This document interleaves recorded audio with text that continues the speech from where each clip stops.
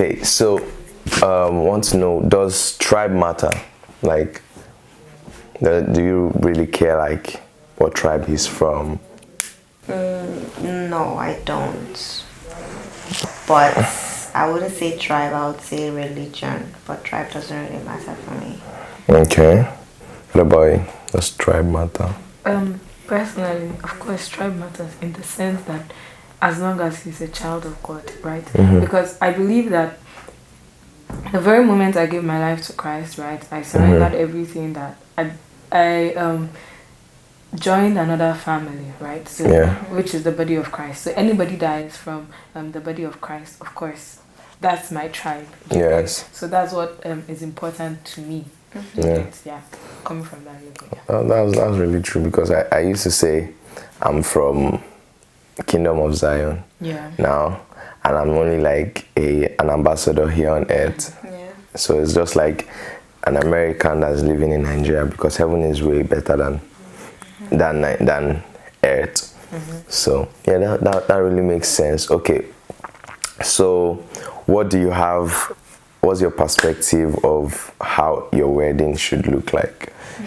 Me personally, Do you have a big wedding, a small wedding? I'm a very small wedding person. My husband and parents. And I don't know, probably less than 20. Personally, that would be my preference. Of course, I can't say in the next, but that's definitely my preference. That's always what I've always wanted. A very small wedding. Very. Why? Is there any reason? Nothing really. I just feel like beyond the noise, right, and beyond my preference, anyways. Regardless. Yeah. I've seen a lot of weddings. I'm not someone that even likes attending weddings in the first place. I don't know why. I'm not into a lot of social gatherings and all of those things. So I would just rather have something very intimate. Do you get? Yeah. Something like that. So you might. Let's go into the marriage and go and figure out what we are doing there, rather than being stressed out. You might not attend your own wedding because I just have a question. What if your partner is someone who, all his life is like, my wedding day, that should be the best day of my life. I want to enjoy it to the fullest. I don't care how much I'm spending on it. It has to be grand and glamorous, Yeah. And you're someone who is more reserved. If you gathering. Okay, and to answer our question, like, weddings sometimes are above like just the both of you. Your parents are involved, his parents and his family members are involved, and sometimes some things are superimposed on you. So, what do you think about that? Like one thing what I said, that would be my preference. Okay. Does that mean that that's what's going to happen? Maybe not. Do you get where I'm coming from? Yes. Yeah. Now, one thing I've also learned to understand is compromise. For example, if I say I want a wedding less than 20 and you want a wedding more than 500 people, because I love you, I'm willing to go beyond what I would want. So I also feel like because you do love me, you're also able to compromise on your standards. Do you get? The same way I'm able to, there's a way that we should be able to meet each other halfway. And I believe that sometimes also, in as much as opposites attract, there are certain things that you guys will be very will be on the same page. True. There's a point in when somebody is very social. I'm not a social person like that. Yes. But there are people that are social and there are people that are social. Do you get? So it's very possible that I meet someone that is social and not very social. Do you get where I'm coming from? So there's a way that, because if it's somebody that is like overly social, I don't think that's somebody I'll be very compatible with. It will be too much for me. Do you get? In as much as opposites attract, there is a limit to what you guys will attract on. So there's also very big probability that I'm also going to meet somebody with the same mindset. Do you get where I'm coming from? And even if I do not, I don't think that's one of a deal. It's just so I don't think that's one of the deal breakers that would make us be like, no, blah blah blah. Okay. So there's a way that both of us, because of our love for God, and if worse comes to us, I'll go on my knees and pray to God that, God, I really don't want to have a wedding and all of this. And God will talk to him. Or if vice versa, God will also speak to me that this is what he wants. Do you get where I'm coming from? So there's a way that we'll be able to compromise Do you get, and meet each other halfway? Speaking about opposite attracting, it's not just about we said that about some behaviors, but in core values, you're opposite. Like for example, if you're a believer, a strong believer, he should also be a strong believer. Exactly. Like in your core values, things are like that. And sometimes if we see big weddings, there are a lot of weddings. In fact, 55% of all the weddings end up in divorce. So what is the essence of? In fact, that's even a red flag when the person is very concerned on the wedding, because he or she is not seeing beyond that wedding. That the wedding is for everybody, but the marriage is for just both of you. After that wedding, it's just going to be you and the person. So if it's very okay to have a small wedding, but if your partner and your in-laws want like something, you can just like find a way to work around it, just like you said. But for you, what do you think would be your like preference? Would you prefer a big wedding, grand, invite Davido and Wizkid? I mean, well, I'm not an extrovert. I keep saying this all the time. So, 10 people is too much for me. But of course, I want a small gathering. I don't want like a big occasion. I just need one place, just okay, your family's coming, my family's coming, and a couple of other, important people who I value in my life will be there. Yeah. Chicken. Because afterwards, it's just both of you. It's just both of us. Yeah. And those people, you won't even see them after that day. So. I don't know, like, most times ladies are the one who want like big weddings, who want glamorous. I mean, it can be small and still be classic. Like every bit of it is going to be fun.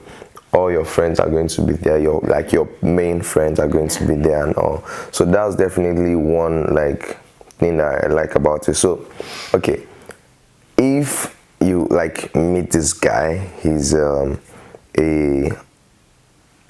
Christian, he has like core values and all that. Would you ask a guy out, basically, or would you, give hints or something? Because like in our generation, a lot of people are making that normal, to propose to a guy. So what's your take on that?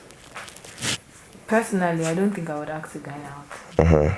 So I don't know about the nearest future, but myself now. I would not ask a guy out. I can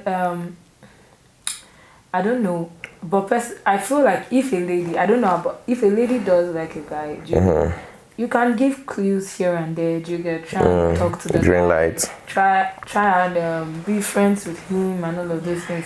If he doesn't proceed, check out, because I don't know. I don't think I'm going to go and meet a guy to say, "Oh, be my boyfriend" or something. Okay. See me. Do you get? Because guys are the ones that do the finding. He will find the wife finds the ghosting, obtain favor from the Lord. So guys do the finding. True. Do you get where I'm coming from? So just position yourself in a way that you can be found.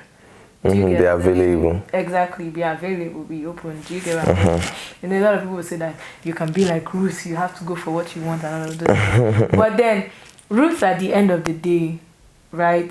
Yeah. Even if she went forward, at least he still did right by her. Yes. Do you get where I'm coming from? He still did right by her. But as a lady, I don't think I'm going to go force myself on a guy and all of those things. You can leave hints, work, even beyond that, even before Ruth even made herself.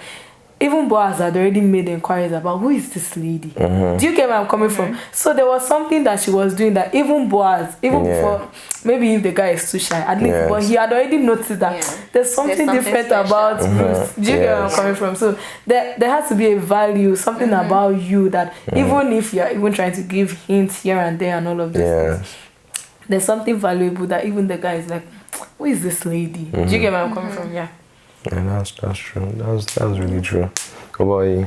You think if you like a guy, maybe he's just being shy, or maybe he doesn't, he doesn't think like maybe you like him in that way, and would you insinuate it? Would you give hints? Okay, I'll use myself as an example. Okay. Firstly, I can't ask a guy out. Second of all, okay, I don't fall in love at first sight. even if you're throwing hints at me, it will take me a lot of time unless I sit on my own and be like, oh, okay, I like this person. I'll start like rethinking what you've been doing. If you're throwing hints at me, I might not really understand you. So I tend to let people grow me. Like, do you get what I mean? Like, as time passes, I'm like, okay, there's something I like about you. You know, but of course, I will show interest, but I'm not gonna ask you out like outrightly. Yeah. If you like me, of course, you're not gonna like waste your time with that. True. I think that's actually the right thing to do. That's the right thing to do. People are trying to make it seem like, oh, it's okay for girls to propose. Some girls are even proposing, like asking the guy, going down on the knees. Like, it's not the normal way or process which got like intended for it to go. It's the guy that initiates this the whole marriage thing, and there's a reason for that. Probably on another day we can discuss like on how the marriage is supposed to be.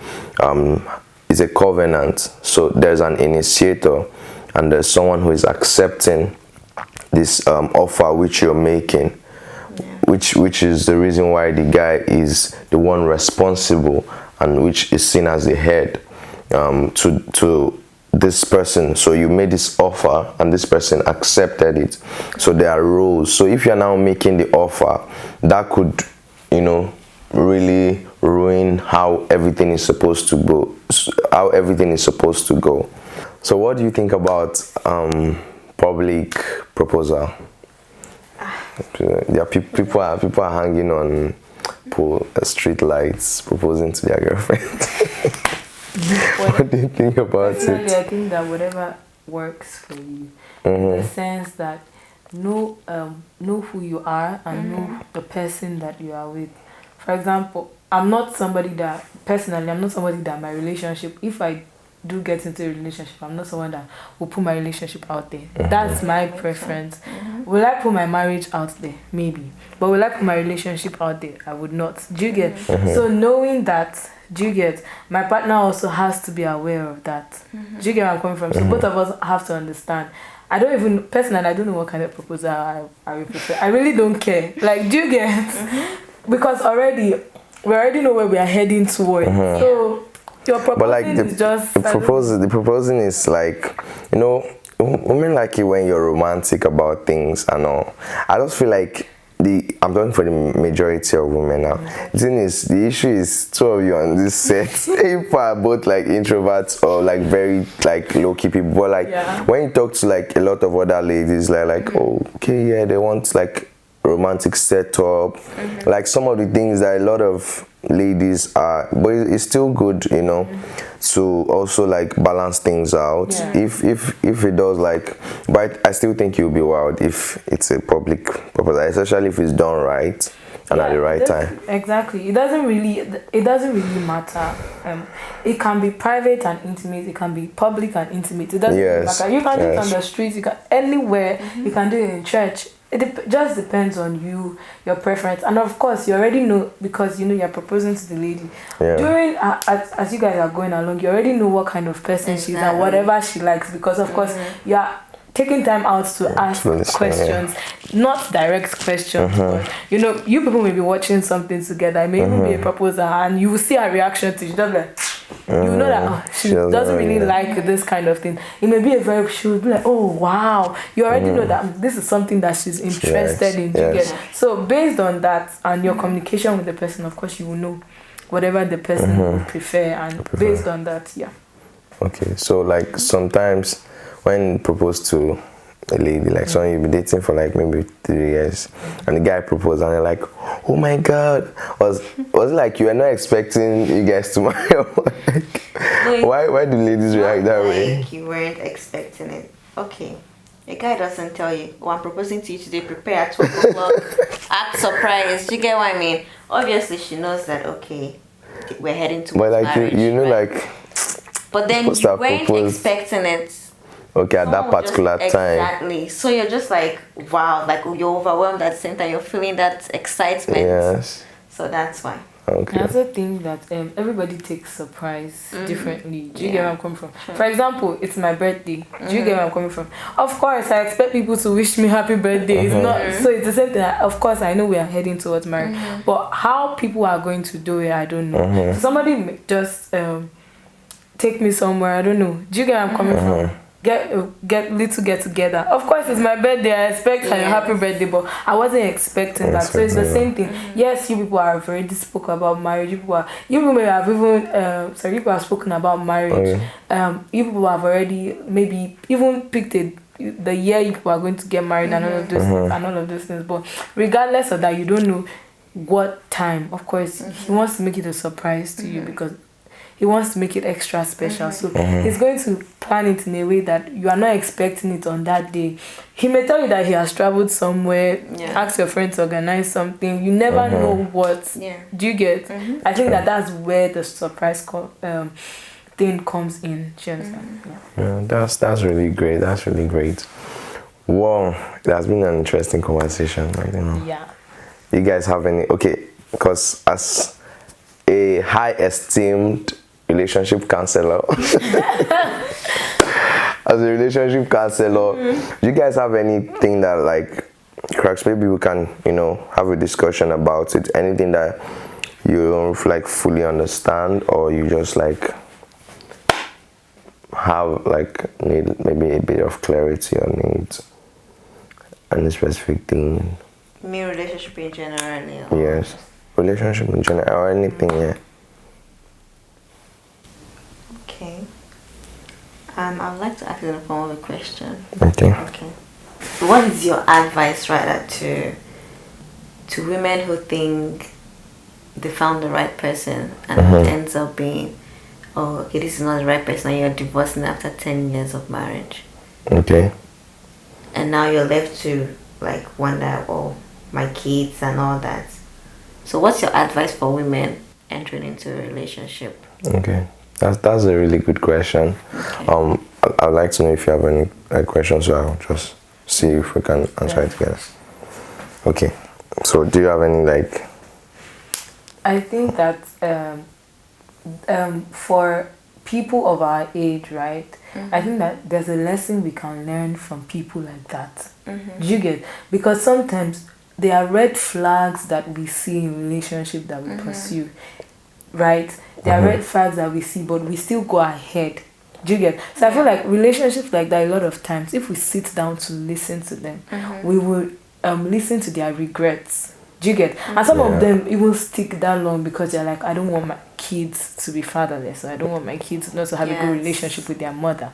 And do you get? Or even some, after all their children after they've left the house, that's when they divorce, because you notice that their children was just their covering. This one is taking care of this person is taking so they really never had a good relationship. So I think that relationships like that are good lessons for us in this generation, that don't rush into it. Do you get? At a point in time, they'll say if you are 25, you are not married, you don't know what you're doing with your life and all of this things. Especially for ladies. Guys may not even have that. They may be 40, they are not married, it's not a big deal. But once a lady is about 22, they're already asking you, are you seeing somebody? You're 25, when are you getting married? After school, they just want you to.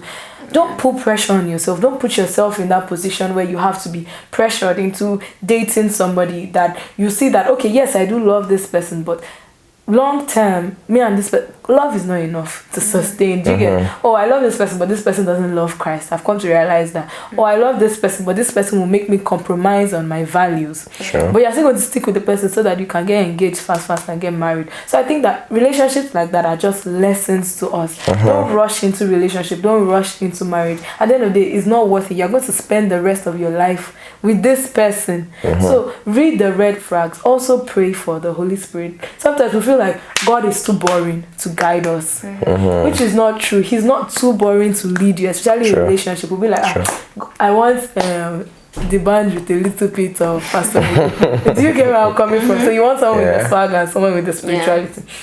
You can't eat your cake and have it. I'm sorry to use those names, but I just so you can't eat your cake and have it. Do you get where I'm coming from? Yeah. So you can't have somebody in the world and also nobody. You can't mix those two together. So you have to. Are you going to let God lead you, or do you want to lead yourself? Now, if you lead yourself, then don't come out crying. Do you get where I'm coming from? And at the end of the day, as a lady, one thing I would say is that you choose who you want to submit to. Do you get, like, they are coming to ask you for your hand in marriage, they are not forcing you to marry. So you don't have to accept every proposal. You don't have to accept, you don't have to date everybody that asks you out. It's not they're not using it to collect money in bank, like, oh my god, this person has, now I have do you get, now I have a check of 100 million because this person has asked me out and I've accepted. Nobody is giving you money for it. Do you get where I'm coming from? So take your time.